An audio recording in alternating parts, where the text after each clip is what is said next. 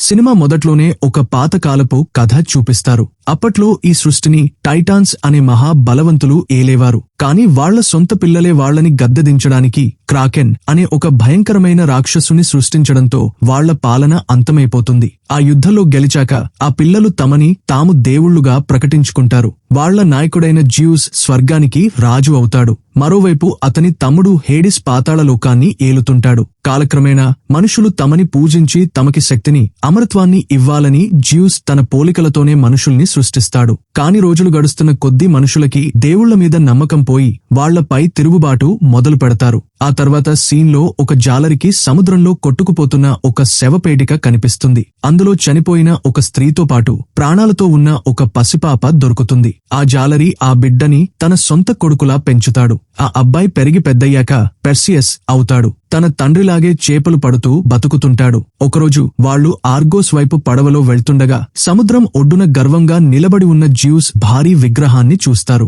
అక్కడున్న సైనికులు ఆ విగ్రహాన్ని కొండపై నుంచి కిందకి తోసేయడం వాళ్లు చూస్తారు. ఆ విగ్రహం సముద్రంలో పడటంతో పెద్ద పెద్ద అలలు ఎగసపడతాయి. సైనికులు పండగ చేసుకుంటారు. అంతలోనే దేవుళ్లని అవమానించినందుకు శిక్షగా సముద్రం నుండి కొన్ని ఎగిరే రాక్షస ముఖాలు పైకి వచ్చి మనుషుల మీద దాడి చేస్తాయి. సైనికులు ఎదురు తిరగడానికి ప్రయత్నించినా ఆ రాక్షసుల ముందు నిలబడలేక ఒక్కొక్కరుగా ప్రాణాలు కోల్పోతారు. ఆ ఎగిరే రాక్షసులన్నీ ఒకదానికొకటి కలిసిపోయి చివరకు హేడిస్ రూపంలోకి మారిపోతాయి. ఆ జాలరి పడవను చూసిన హేడిస్ ఆ నిస్సహాయ కుటుంబంపై దాడి చేసి వాళ్ల పడవను సముద్ర గర్భంలోకి నెట్టేస్తాడు. పెర్సియస్ ఎలాగోలా ప్రాణాలతో బయటపడతాడు. కాని అతని కుటుంబం మాత్రం పడవతో పాటే సముద్రంలో మునిగిపోతుంది. తన తండ్రిని రక్షించుకోవడానికి పెర్సియస్ ఎంత ప్రయత్నించినా ఎవరినీ కాపాడుకోలేకపోతాడు. మౌంట్ ఒలింపస్ మీద ఉన్న జ్యూస్ కి మనుషులు చేస్తున్న ద్రోహం తెలిసి తీవ్ర ఆగ్రహం వ్యక్తం చేస్తాడు. తను చూపించిన ప్రేమని వాళ్లు కాదన్నందుకు రగిలిపోతాడు. సరిగ్గా అప్పుడే హేడిస్ అక్కడికి వచ్చి ఆర్గోస్ ప్రజల్ని శిక్షించడానికి తనకి అనుమతి ఇవ్వమని జ్యూస్ ని ఒప్పిస్తాడు. మనుషులు పూజిస్తేనే దేవుళ్లకి శక్తి ఉంటుందని అపోలో హెచ్చరించిన జ్యూస్ మాత్రం మనుషులకి భయం తెలియాల్సిందే అని హేడిస్ ప్రణాళికకు ఒప్పుకుంటాడు. భూమి మీద సముద్రంలో కొట్టుకుపోతున్న పెర్సియస్ ని ఆర్గోస్ సైనికులు రక్షించి నగరానికి తీసుకువస్తారు. వాళ్లు పెర్సియస్ ని కోటలోకి తీసుకెళ్లి విగ్రహాన్ని పడగొట్టే పని విజయవంతమైందని రాజుకు చెప్తారు. రాజకుమారి ఆండ్రోమెడ దేవుళ్లకి కోపం వస్తే ముంచుకొచ్చే ప్రమాదం గురించి హెచ్చరిస్తుంది. కాని ఆమె తల్లి మాత్రం ఎగతాళి చేస్తూ తామే ఇప్పుడు దేవుళ్లతో సమానమని గర్వంగా మాట్లాడుతుంది. అంతలోనే ఆ గది మధ్యలోకి ఒక దట్టమైన నల్లటి పొగ కమ్ముకుంటుంది. ఆ వింత శక్తి సైనికులందరినీ లాగేసుకుని ఒక్కొక్కరిగా చంపేస్తుంటే పెర్సియస్ మాత్రం స్థిరంగా నిలబడతాడు. పొగ విడిపోయాక అక్కడ హేడిస్ ప్రత్యక్షమవుతాడు. పెర్సియస్ తన మాయాశక్తిని ఎలా ఎదిరించాడా అని ఆశ్చర్యపోతాడు. హేడిస్ తన దృష్టిని రాణివైపు మళ్లించి ఆమె ప్రాణాలను హరించేస్తాడు. 10 రోజుల్లో వచ్చే సూర్యగ్రహణం రోజున ఆండ్రోమెడను బలి ఇవ్వకపోతే క్రాకెను వదిలి సర్వనాశనం చేస్తానని హెచ్చరిస్తాడు. అక్కడి నుంచి మాయమయ్యే ముందు పెర్సియస్ మామూలు మనిషి కాదని జ్యూస్ కొడుకైన ఒక అర్ధదేవుడని వెల్లడిస్తాడు. వెంటనే సైనికులు పెర్సియస్ ని బంధిస్తారు. ఆ తర్వాత పెర్సియస్ దగ్గరికి ఇవానా అనే ఒక వింత స్త్రీ వస్తుంది. ఆమె అతని పుట్టుక వెనుక ఉన్న రహస్యాన్ని చెప్తుంది. గతంలో రాజు అక్రిసియస్ దేవుళ్లపై దాడి చేశాడని, దానికి ప్రతీకారంగా జ్యూస్ రాజు రూపంలో వచ్చి రాణితో గడిపాడని చెప్తుంది. అసలు రాజు తిరిగొచ్చాక విషయం తెలిసి కోపంతో భార్యను, ఆమెకు పుట్టిన జ్యూస్ కొడుకును చంపేయాలని ఆదేశిస్తాడు. వాళ్ల శవపేడికను సముద్రంలో వేసే ముందు జ్యూస్ మెరుపుతో అక్రిసియస్ ని కొట్టి ఒక వికృతమైన ముగంగా మారుస్తాడు. పెర్సియస్ ఒక అర్ధదేవుడు కావడం వల్లే క్రాకెన్ను చంపే శక్తి అతనికి మాత్రమే ఉందని ఇవానా వివరిస్తుంది. దానితో పెర్సియస్ సైన్యాధిపతి డ్రాకో అతని సైనికులతో కలిసి ప్రయాణానికి సిద్ధమవుతాడు. క్రాకెన్ను ఎలా ఓడించాలో తెలుసుకోవడానికి ప్రాచీన రహస్యాలు తెలిసిన మంత్రగత్తెల దగ్గరికి బయలుదేరుతారు. ఇంతలో హేడిస్ అక్రిసియస్ ను కలిసి జ్యూస్ కొడుకు బతికే ఉన్నాడని చెప్పి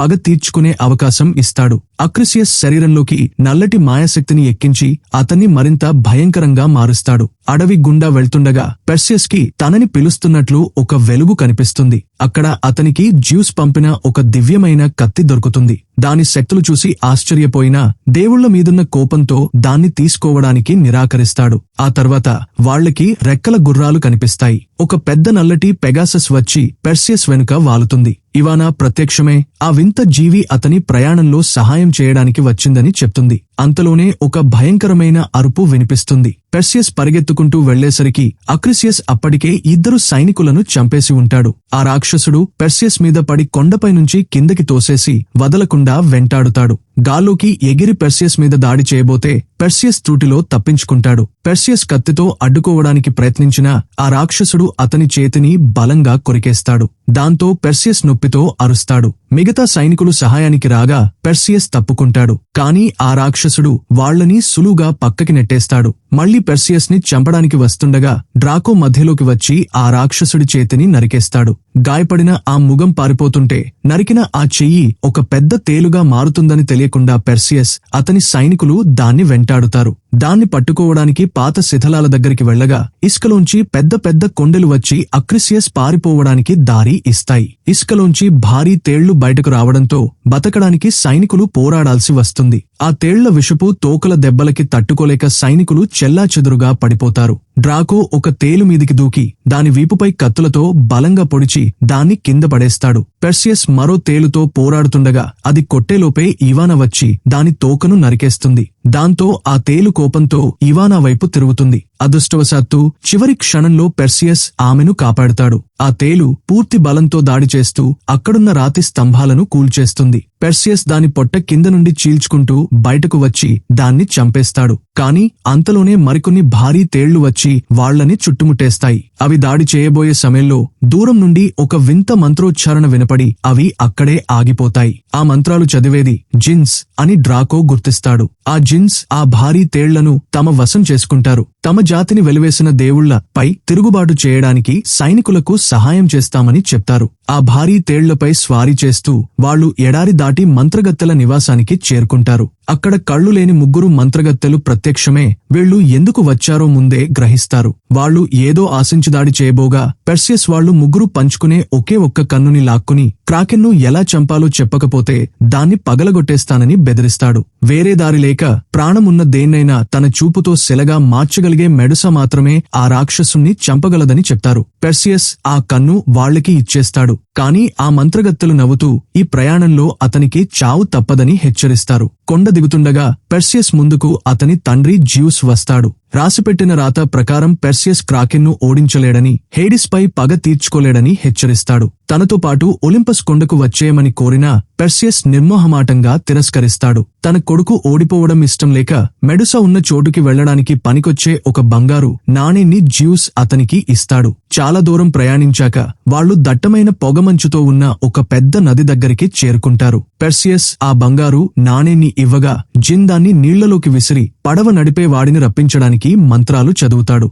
అస్థిపంజరాల్లాంటి ఆత్మలు ఒక పెద్ద పడవను నీటిపైకి తీసుకురాగా కారన్ అనే పడవవాడు వాళ్లని ఎక్కించుకుంటాడు. లావాతో నిండిన ఒక నది గుండా ప్రయాణించి చివరకు వాళ్లు అనుకున్న చోటుకి చేరుకుంటారు. మెడుసా దేవాలయానికి పురుషులు మాత్రమే వెళ్లాలనే నియమం ఉండటంతో ఇవానాను వెనకాలే వదిలేసి వాళ్లు లోపలికి వెళ్తారు. లావాతో నిండిన ఆ కోవెలలో మెడుసా చూపుకి సెలలుగా మారిపోయిన ఎందరో మనుషుల విగ్రహాలు కనిపిస్తాయి. చీకట్లో ఆమె నవ్వు వినపడటంతో ఆమె దగ్గరలోనే ఉందని వాళ్లకి అర్థమవుతుంది. అంతలోనే బాణాల వర్షం కురవడంతో కొందరు సైనికులు లావా గుండాల్లో పడిపోతారు. పెర్సియస్ ఎలాగోలా జిన్ను రక్షిస్తాడు. డ్రాకో మెడుసాపై దాడి చేయమని ఆదేశించగా పెర్సియస్ తనని జిన్ను పైకి లాక్కుంటాడు. మిగిలిన సైనికులు ఆమె కళ్లలోకి చూడకుండా దాడి చేయాలని చూసినా క్షణాల్లో వాళ్లు రాళ్లుగా మారిపోతారు. పెర్సియస్ జిన్ బాణాల నుండి తప్పుకుంటూ దాక్కుంటారు. తను ఎరగా మారి ఆమెను బయటకు రప్పిస్తానని పెర్సియస్ జిన్కు చెప్పి ముందుకు వెళ్తాడు. పెర్సియస్ ఆమె దాడుల నుండి తప్పుకుంటుండగా జిన్ ఆమెను కొట్టబోయి ఆమె తోకలో చిక్కుకుపోతాడు. మెడుసా జిన్ను రాయిగా మార్చాలని చూస్తుంది. కాని అతనిది చెక్క శరీరం కావడంతో ఆమె మాయ పనిచేయదు. అతను నవ్వుతూ తన మాయాశక్తితో పెద్ద పేలుడు సృష్టిస్తాడు. ఆమె తేరుకునేలోపే గాయపడిన డ్రాకో వచ్చి ఆమె తోకను నేలకి గుచ్చేస్తాడు. ఆమె కోపంతో డ్రాకోను చూసి రాయిగా మార్చేస్తుంది. కాని ఈలోపు పెర్సియస్ తన డాలులోని ప్రతిబింబాన్ని చూస్తూ ఆమె ఎక్కడుందో కనిపెడతాడు. మెడుసా ముందుకు దూకగానే పెర్సియస్ ఒకే దెబ్బతో ఆమె తలను నరికేస్తాడు. ఆమె తలతో ఒంటరిగా బయటకు వచ్చిన పెర్సియస్ కి అక్రిసియస్ అక్కడ దాడి చేసి ఇవానాను తీవ్రంగా పొడిచి చంపడం కనిపిస్తుంది. తీవ్ర మనోవేదనతో పెర్సియస్ ఆ రాక్షసుడిపై దాడి చేస్తాడు. కాని వాడు తిప్పికొడతాడు. ఎంత పోరాడినా వాడి బలం ముందు నిలవలేక కింద పడిపోతాడు. ప్రాణాలతో కొట్టుమిట్టాడుతున్న ఇవానాను చూసి పెర్సియస్ ఆ దివ్యమైన కత్తిని తీసి గాల్లోకి ఎగిరి బలంగా కొడతాడు. ఆ దైవిక కత్తి దెబ్బకి తట్టుకోలేక అక్రిసియస్ గుండెల్లో కత్తి దిగి వాడు మళ్లీ మనిషి రూపంలోకి మారి లోయలో పడిపోతాడు. పెర్సియస్ ఇవానా దగ్గరికి వెళ్లగా గ్రహణంలోపే ఆర్గోస్ చేరుకుని క్రాకెన్ను ఆపమని ఆమె కోరుతుంది. అంతా మంచి జరుగుతుందని ధైర్యం చెప్పి ఆమె బంగారు ధూళిలా గాల్లో కలిసిపోతుంది.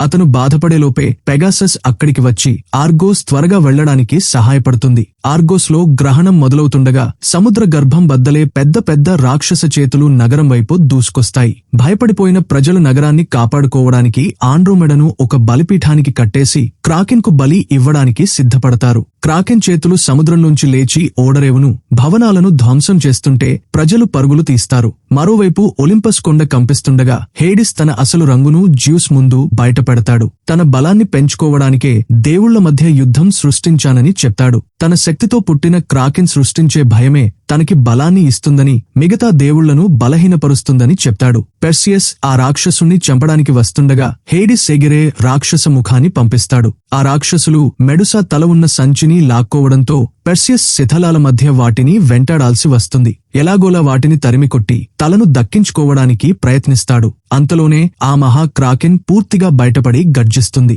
రాజకుమారి నిరాశగా చూస్తూ ఉండిపోతుంది. క్రాకెన్ దాడి చేస్తున్న చేతుల నుండి తప్పుకుంటూ పెర్సియస్ ఆ తలను పట్టుకున్న చివరి రాక్షసుణ్ణి వెంటాడుతాడు. పెగాసస్ పై నుండి దూకి ఆ రాక్షసుడిపై పడి ఒక భవనాన్ని కూల్చుకుంటూ బలిపీఠం దగ్గర పడతాడు. క్రాకెన్ ఆండ్రోమెడను మింగేయబోతుండగా పెర్సియస్ మెడుసా తలను దక్కించుకుని ఆ రాక్షసుడి వైపు పరిగెడతాడు. ఆ మెడుసా తలను చూపించడంతో క్రాకెన్ కళ్ల నుండి ఒళ్లంతా నెమ్మదిగా రాయిగా మారిపోవడం మొదలవుతుంది. నొప్పితో గర్జిస్తూ ఆ భారీ శరీరం రాయిగా మారి ముక్కలైపోతుంది. ఆ రాతి క్రాకెన్ ముక్కలయ్యే క్రమంలో ఆండ్రోమెడ సముద్రంలో పడిపోతుంది. హేడిస్ వచ్చి పెర్సియస్ పై దాడి చేయబోగా మన హీరో తన కత్తితో ఆకాశంలోని మెరుపుల శక్తిని గ్రహించి దాన్ని హేడిస్ పైకి విసిరి పాతాళంలోకి పంపేస్తాడు. పెర్సియస్ సముద్రంలోకి దూకి ఆండ్రోమెడను రక్షిస్తాడు. ఇద్దరూ అలసిపోయి ఒడ్డుకు చేరుకుంటారు. కృతజ్ఞతతో ఆండ్రోమెడ తనతో కలిసి ఆర్గోస్ ను ఏలమని కోరుతుంది. కాని రాజు అవ్వడం ఇష్టం లేక పెర్సియస్ దానికి ఒప్పుకోడు. ఆండ్రోమెడను ఆమె ప్రజలకి అప్పగించాక పెర్సియస్ దగ్గరికి చివరిసారిగా జ్యూస్ వస్తాడు. దేవుళ్లని, మనుషుల్ని కాపాడినందుకు బహుమతిగా జ్యూస్ ఇవానాను మళ్లీ బతికిస్తాడు. దాంతో మన హీరో తను ప్రేమించిన స్త్రీతో భూమిపై సంతోషంగా శేషజీవితాన్ని గడుపుతాడు. Please like and subscribe.